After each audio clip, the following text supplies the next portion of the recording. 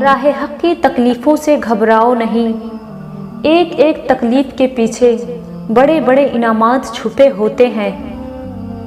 حضرت علی رضی اللہ عنہ نے فرمایا، جو حق کے سوا کسی اور ذریعے سے عزت طلب کرے وہ ذلت اٹھاتا ہے۔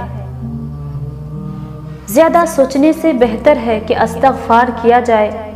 زیادہ سوچنا مشکلات کو بڑھاتا ہے اور استغفار مشکلات کا حل ہے۔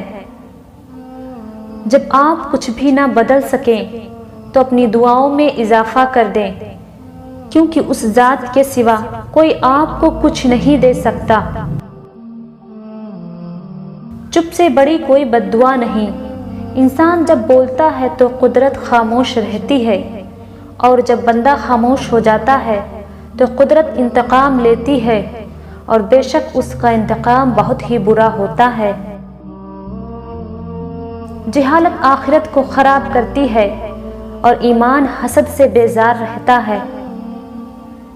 کہاوتیں اور مثالیں عقل مندوں اور عبرت حاصل کرنے والوں کے لیے بیان کی جاتی ہے، نادانوں کو ان سے کوئی فائدہ حاصل نہیں ہوتا۔ اعلیٰ زندگی کی 4 نشانیاں ہیں: نیک گفتار، نیک کردار، نیک صحبت اور نیک نیت۔